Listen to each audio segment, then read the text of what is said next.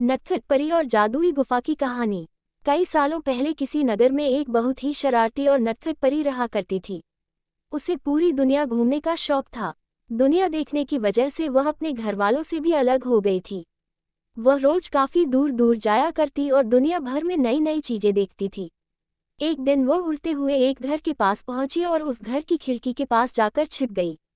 उसने खिड़की से देखा कि घर में एक बच्चा अपनी माँ से परी को देखने की जिद कर रहा है। लड़के की माँ उसे समझा रही थी कि अभी रात हो गई है और परियां साफ आसमान में नजर आती हैं, इसलिए अभी वो सो जाए और जब सुबह उठोगे तो तुम आसमान में परी को देख सकते हो। माँ की बात मानकर लड़का सोने की तैयारी करता है, लेकिन उसकी आंखों में नींद नहीं थी। तभी उसे खिड़की पर शरारती परी दिखाई दी। लड़का परी को घर के अंदर ले आता है। उसने देखा कि ये नटखट परी बहुत छोटी सी है। फिर क्या, दोनों एक साथ खेलने लगे। परी ने उसे अपना बहुत सारा जादू दिखाया, जिससे लड़का बहुत खुश हुआ और खुशी से झूमने लगा। लड़के की माँ को अपने बेटे के कमरे से अचानक से शोर सुनाई देता है और वह कमरे में जाने लगती है। तभी लड़का नटखट परी से वहां से जाने के लिए कहता है, मेरी माँ आ रही है, तुम्हें यहाँ से अब जाना पड़ेगा।